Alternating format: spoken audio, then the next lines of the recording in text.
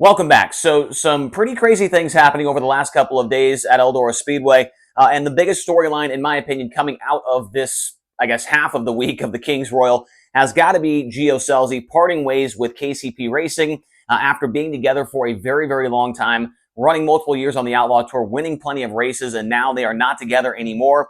And we are going to dive into that here today on the Rodman Rundown. It's like 9 a.m. I could not sleep after last night's Joker's Jet. I slept, but I couldn't sleep very long. I got up like 7 a.m. for some reason this morning. But yeah, so I did want to talk about this before the day got going. Also, before I get into it, did want to say, wish, well wishes out to Tyler Courtney after that scary incident last night. Did see an update not too long ago from Clausen Marshall Racing and his girlfriend Asia saying that, there was some encouraging news there that he's able to move his extremities and whatnot. Tyler, if you are watching this race, man, I hope you get well soon and hope to see you back at the racetrack here soon as well. And hopefully see some more good news over the next couple of days as well. So getting into this, I guess just kicking off silly season in the middle of July. I guess that's what's going on here. Some dominoes are certainly going to fall with this move. An elite level driver like Gio Selzy and a very, very good race car like the KCP Racing 18. That car will not be vacant for long, and Gio Selzy will not be rideless for long. With this move, and I think that's going to kind of have that domino effect that we see sometimes during moves like this. And this is a pretty major thing. You don't see a full-time Outlaw team lose the driver very often, and so this is a pretty big deal. Gio Selzy joined KCP Racing in the mid-portion of 2020 after the team had parted ways with Ian Madsen. They were on the Outlaw Tour for several years and had a lot of success. But in 2020, I can't remember exactly what happened that year, but Gio Selzy got the call. And he's been in this car ever since. Now, with this partnership, Gio Selzy, accrued 8 World of Outlaws wins through from 2020 to 2025. He also got a 360 Knoxville Nationals victory. Obviously, that's a pretty big deal. A $50,000 High Limit Racing win. He actually won the very first, or I guess it was technically the second High Limit race of all time. The first one was at Lincoln Park Speedway. But that first one of that 12-race midweek series in 2023, Gio won the first one at Lakeside for $50,000. They had 16 total wins when they were together. That's a pretty good, that's averaging, I don't know what the average is on that, maybe 3 wins a year at least between these guys. He also had 3 Knoxville Nationals top 5s, including leading 10 laps in 2022, I believe it was, and he ran second at the race last year. So they have been close to winning the Nationals together. This is a very good team, especially, this is a very good team and driver when it came to Knoxville Nationals. They can get around that track very, very well, and were in contention a couple of times for the win. Yeah, it's just crazy to think that they are no longer together.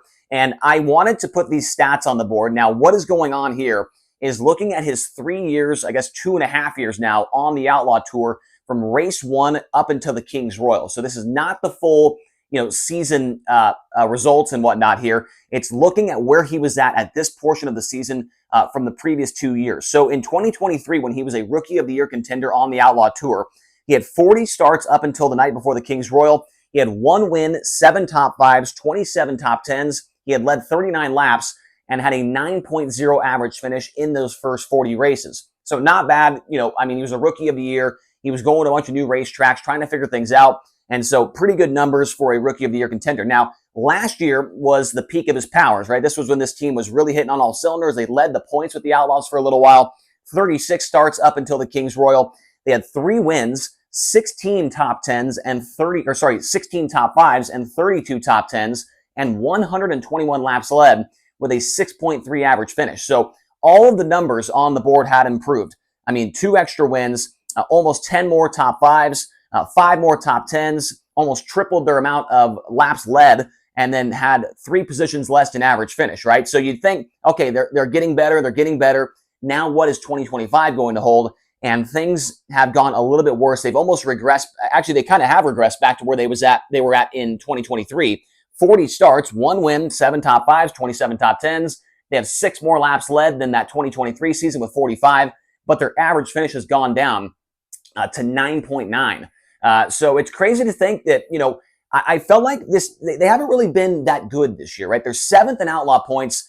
They do have that win, right? But I felt like they were kind of hoping to be more of a top 5 team, especially after running 4th in points last year, leading the points for a little bit of the season as well. And so, yeah, it just has not been a year that, to write home about for this team.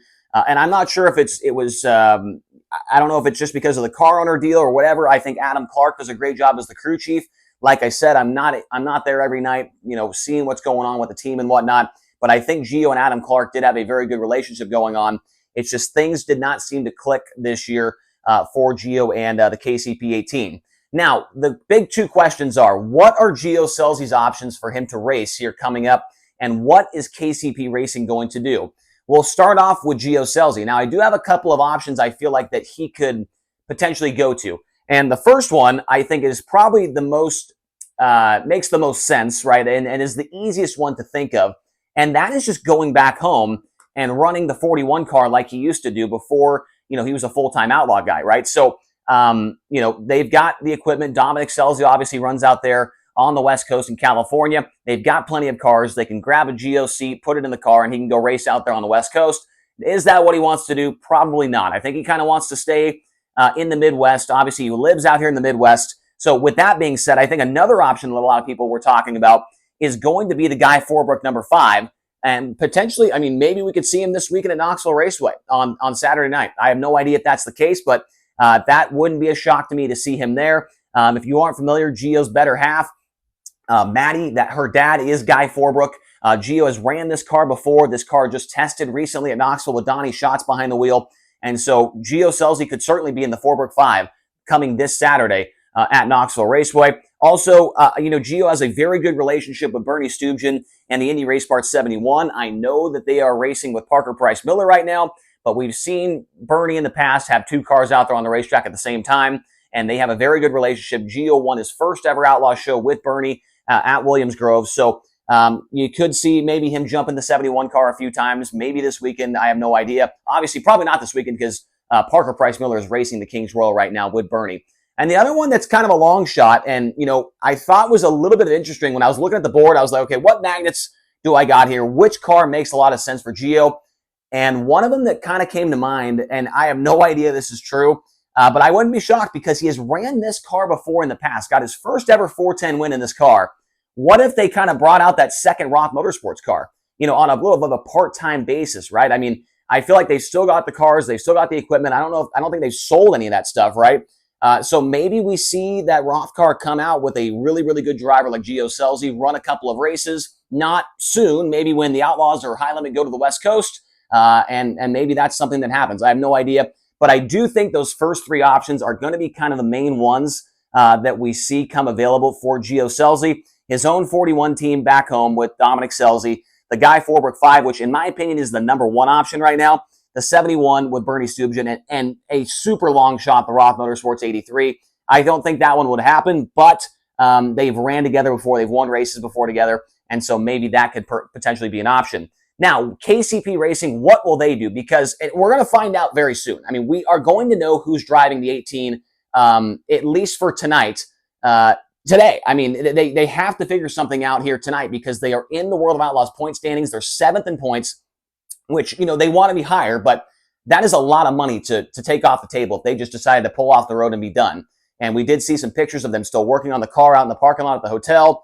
So who will KCP Racing get to run this car? Now, one thing that is interesting is I feel like a lot of people are saying Tanner Holmes could maybe drive this car. Last night, Tanner Holmes got into a big wreck at the Joker's Jackpot, destroyed the car. I'm sure they've got a backup car ready to go, but maybe they can work some things out, and maybe Tanner Holmes gets in this car for at least tonight to keep them the points, and then maybe they figure something else out down the road. I have no idea. I feel like Tanner Holmes is definitely an option that they could go to.